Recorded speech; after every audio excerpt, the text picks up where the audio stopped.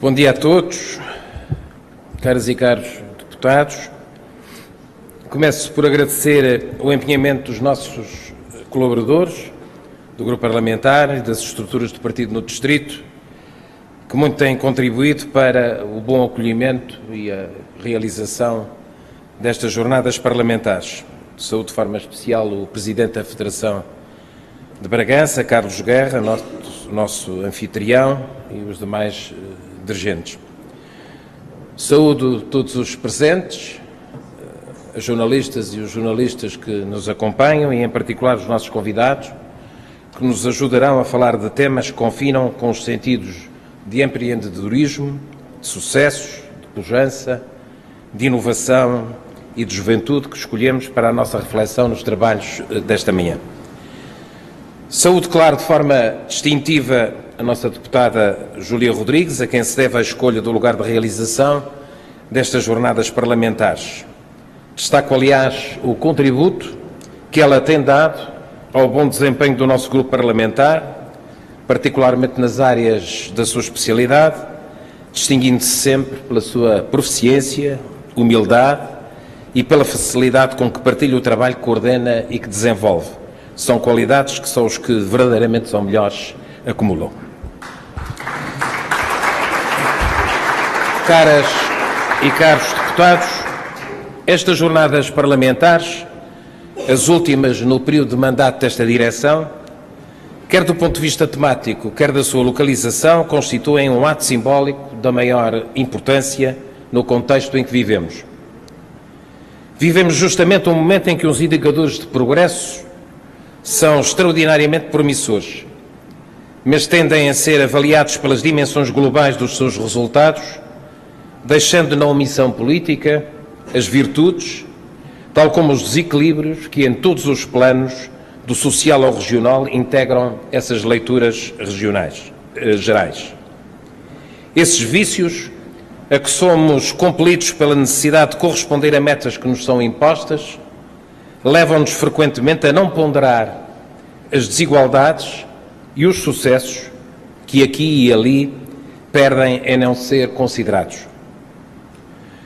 Não ignoramos, pelo contrário, já o provamos, como acabou de acontecer com a vitória da saída do procedimento de déficit excessivo, que as questões orçamentais têm toda a relevância.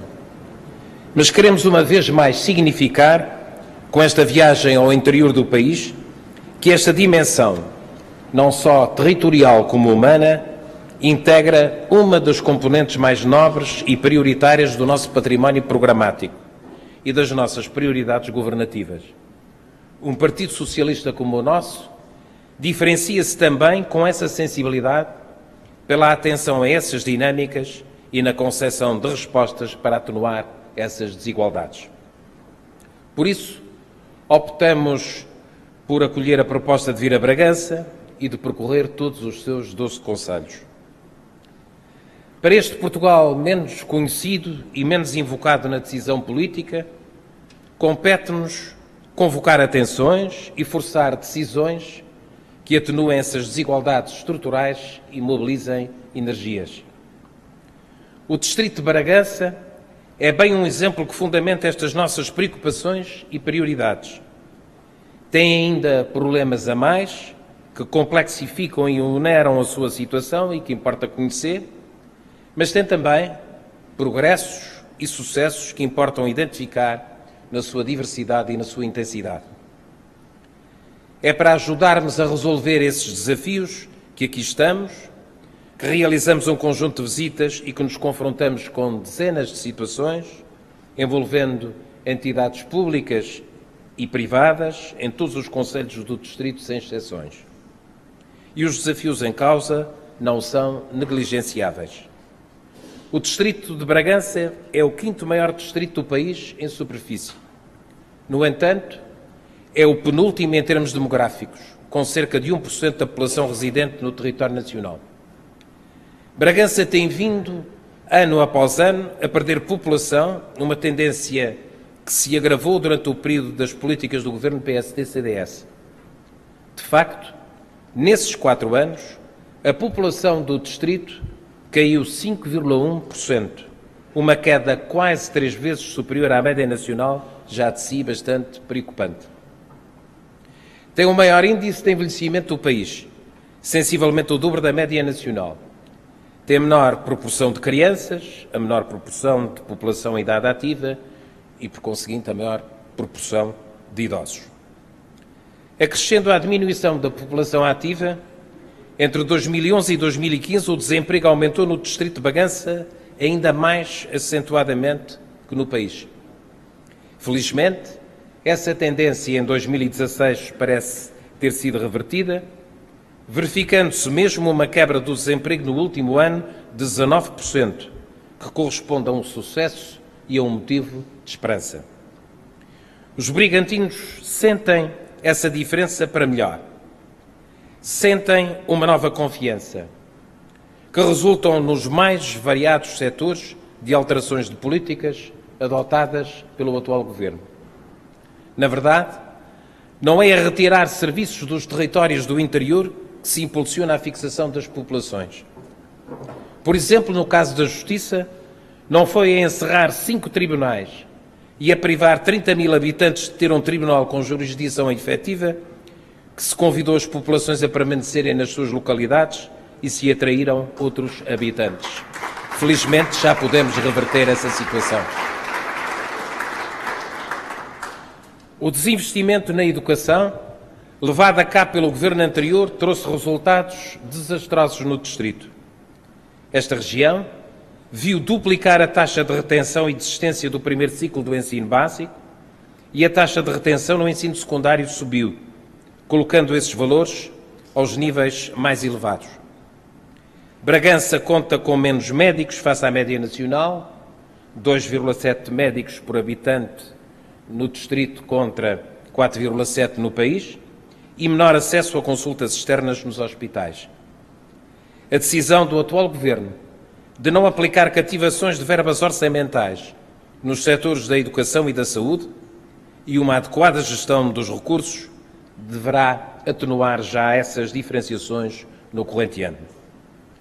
Entre 2010 e 2015, o emprego na região sofreu uma quebra de 7,1%. Apesar desse e de outros aspectos, a importância no distrito do setor primário, produtor e transformador e das exportações foi reforçada, com uma oferta e tipicidade próprias. E até as empresas da região apresentam também sinais comparativos de sucesso. Têm taxas de sobrevivência das mais elevadas do país, um número médio de empresas por 100 habitantes acima da média nacional, uma balança comercial sustentária e elevada capacidade de exportação, com crescimentos acima da média nacional. O turismo, claro, pode e deve ser um fator de incremento geral, atentas às excepcionais e diversificadas qualidades da oferta. Mas o peso reduzido do turismo estrangeiro e a sazonalidade excessiva mostram bem como estamos aquém da divulgação externa que se exigia e que o atual Governo está empenhado em compensar. Os dados dos últimos 2 anos já são mais animadores. Mas existe um conjunto amplo de iniciativas na região, com algumas das quais, aliás, já tomamos contacto, que permitem antecipar um futuro com sucessos para o empreendedorismo nas áreas económica, social e cultural, incluindo projetos com envolvimento municipal e intermunicipal, das escolas de ensino superior e dos parques de ciência e tecnologia, entre outras instituições. O distrito de Bragança foi um dos mais afetados pelas políticas de desinvestimento económico e social do anterior Governo. O que se passa em Bragança ocorre em outras regiões do país, mas as fragilidades naturais da região podem ser transformadas também em valores acrescentados para a economia. Para isso, temos de deixar de as encarar apenas como obstáculos insuperáveis e passarmos a explorá-las como ignições para outras abordagens. A aposta na segurança e no turismo de natureza são exemplos de investimentos que podem trazer muitas vantagens no universo da oferta global do turismo, tal como o investimento na produção agroalimentar de alta qualidade, com a valorização da produção com indicação geográfica protegida. Da mesma forma, É fundamental tornar atrativos os polos de formação e ensino direcionados aos setores mais rentáveis na região.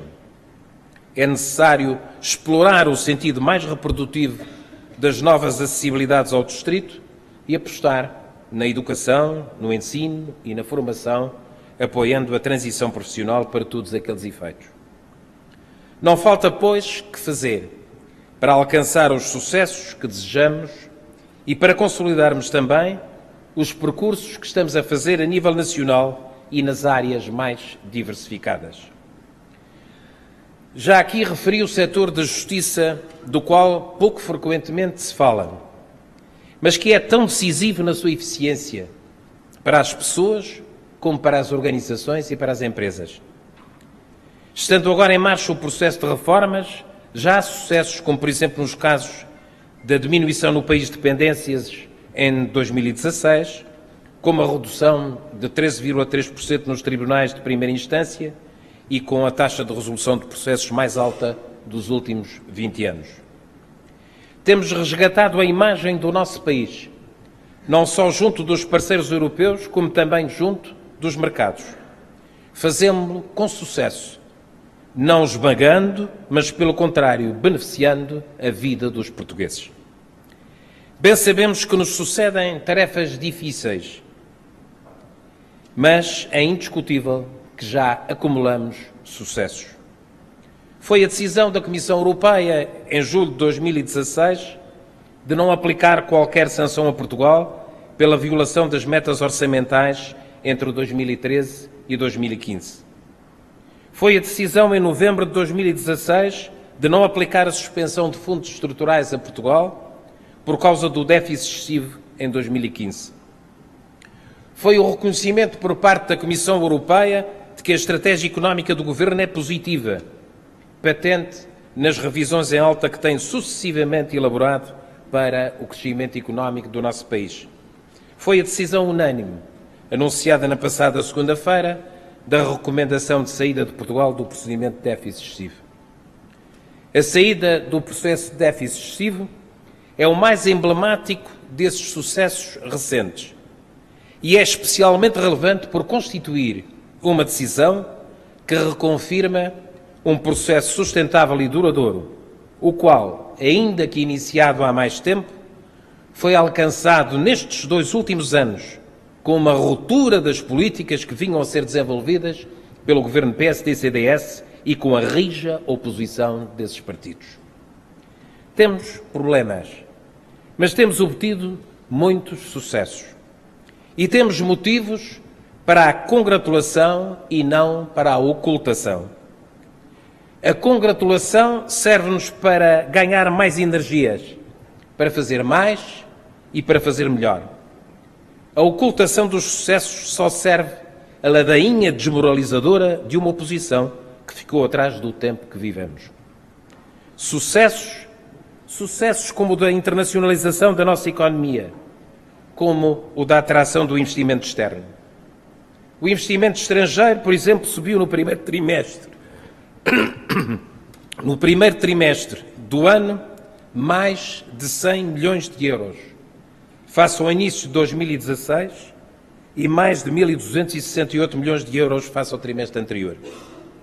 O estoque de investimento estrangeiro está em valores máximos, potenciando a atividade de centenas de outras empresas do país, especialmente pequenas e médias empresas, que fornecem todo o tipo de serviços de fileiras industriais, criando milhares de outros postos de trabalho indiretos. Mesmo em áreas mais complexas, como as da cooperação internacional em ciência e tecnologia, somamos sucessos, incluindo a promoção de uma agenda científica e tecnológica para o Atlântico e para o Mediterrâneo. A modernização das práticas administrativas em Portugal, estruturada no Simplex+, permitiu em pouco mais de um ano melhorar e aliviar a vida de muitos portugueses. Muitos cidadãos beneficiaram da eliminação de muitas deslocações e da redução de muitos encargos administrativos. O programa Capitalizar apresenta uma taxa de execução de 77% e já foi aprovado um novo pacote legislativo no mesmo âmbito, que cumpre mais uma etapa na estratégia de capitalização das empresas, assumida como estrutural para o relançamento da economia e para a criação de emprego. Medidas como a da tarifa social da eletricidade permitiu abranger cerca de 815 mil famílias, a que acresce o desconto da tarifa social para 2017. A redução, por exemplo, do IVA na restauração, ao contrário dos vaticínios negativos da direita, foi igualmente um sucesso, permitindo aumentar os proveitos e facilitar os mais de 40 mil empregos criados no setor do alojamento e da restauração no último ano. O novo impulso dado ao dossiê do Portugal 2020, que estava em paralisia absoluta quando o PS chegou ao governo, permitirá certamente já este ano aumentar significativamente o investimento público e o investimento cofinanciado. No espaço de um ano, o governo do PS conseguiu desbloquear o financiamento dos fundos comunitários de apoio à agricultura. Até esta data foram praticamente analisados todos os 33 mil projetos que entraram e foram contratados cerca de 1.000 milhões de euros de apoios para um investimento de cerca de 2 mil milhões. Num ano e meio, foram abertos 28 mercados para 83 produtos nacionais e estão em negociação mais 55 mercados para 150 produtos nacionais. Em resultado do sucesso do Ministério do Mar na negociação, Portugal conseguiu obter o melhor resultado de sempre nas suas cotas de pesca, num acréscimo total de 11% de capturas para 2017. Este ano letivo de 2016-2017, pela primeira vez, terá os manuais escolares oferecidos a todos os alunos no primeiro ano do primeiro ciclo do ensino básico. Foram disponibilizados os 4 manuais do primeiro ano a mais de 90 mil alunos, ou seja, a toda a comunidade letiva. No próximo ano, todos os alunos do primeiro ciclo deverão ter acesso a manuais escolares gratuitos do primeiro ao 4º ano. No setor da saúde, continuamos a ter grandes constrangimentos, mas já somamos ganhos, por exemplo, com a redução do valor das taxas moderadoras, com mais 4 mil profissionais a trabalhar, com mais 160 mil consultas médicas efetuadas e com mais perto de meio milhão de portugueses com médico de família atribuído. Já nem falo aqui dos avanços alcançados nas áreas da recuperação dos direitos laborais, de rendimentos e de prestações sociais, dos quais a direita fala pejorativamente como se tratassem de lumpen político. Ainda ontem, chamei a atenção para a necessidade das administrações central, regional e local valorizarem a rede privada de solidariedade social, sem complexos ou reservas, prosseguindo o reforço da sua contratação para uma ação social de proximidade e mobilizadora do voluntariado. São, felizmente, muitos os desafios, mas também muitos os sucessos em menos de 2 anos de governo. Mas também é certo que são muitas as ineficiências ainda não ultrapassadas, bem como as dissonâncias que ainda não conseguimos corrigir. A verdade, porém, é que o PS fez a demonstração que a comunidade política externa e os portugueses tanto ansiavam, de que é possível respeitar as pessoas e cuidar das contas públicas, ter dimensão humanista e uma conduta financeiramente responsável, dinamizar a economia e criar empregos e respeitar os compromissos externos. A verdade é que, ao mesmo tempo que o déficit das contas públicas deu a vinda do diabo, é essa mesma direita que agora reclama ser parte dos sucessos do rumo que esconjurou, reclama ser parte das mudanças que combateu e das políticas que condenou. O Governo reverteu medidas e políticas, manteve outras, inovou e adotou novas reformas e novas políticas. Não foi por acaso nem por virtudes findas que o consumo privado atingiu valores elevados, que as exportações bateram recordes, que a economia portuguesa cresceu, para além da influência da conjuntura externa, muito acima das médias da zona euro e da União Europeia, o que se criou em 2016 mais do dobro dos empregos criados no ano anterior. Se é agora que o investimento privado e o crescimento da economia dão um salto em frente, não é porque os investidores acreditem no passado, mas sim no presente e no futuro. Ninguém contrai um empréstimo para comprar uma casa por causa do valor dos juros de há 3 ou 4 anos atrás, mas sim pelos que se praticam agora. A questão é, pois, a da confiança que os decisores têm e da situação em geral que se inspira no país. E as provas estão aí. O clima económico traduz a confiança dos vários agentes económicos, subiu e está próximo dos últimos 15 anos. Está no máximo dos últimos 15 anos. Quando o PSD e o CDS deixou o governo, recordo, no final de 2015, a confiança dos consumidores estava no mínimo do ano e o clima económico no mínimo dos últimos 9 meses. Não há atualmente nenhum indicador de confiança pior do que no final do governo anterior. Caras e caros amigos, termino. É importante, pois, prosseguirmos o caminho que temos feito com o mesmo critério e com os maiores cuidados. Não podemos esquecer, apesar dos bons resultados da governação PS, que vivemos num país com muitas desigualdades e com cerca de 2.600.000 pessoas em risco de pobreza ou exclusão social, atingindo 487.000 crianças e 468.000 idosos. Apesar da taxa de pobreza ou exclusão social ter diminuído e de em 2016 terem saído diariamente em média da situação de pobreza ou de exclusão social cerca de 460 pessoas, as nossas obrigações como Partido Socialista, como governantes e como deputados, seja na administração central, regional ou local, na cidadania, estão longe de poderem abrandar. Por isso, alocar mais recursos e gerir com inteligência o investimento público, na sequência da saída do procedimento de déficit excessivo, aproveitando também os fundos europeus, manter a trajetória das contas públicas e a reputação da gestão orçamental, aliviar no possível o excesso de carga fiscal sobre as pessoas e as famílias, intervindo inclusive nos escalões do IRS, continuar a melhorar rendimentos também pela via direta remuneratória e pelas prestações sociais, melhorar o Serviço Nacional de Saúde, diminuir as desigualdades e apostar em todas as dimensões de modernização e de eficiência competitiva, são orientações que devem continuar a pautar a nossa agenda.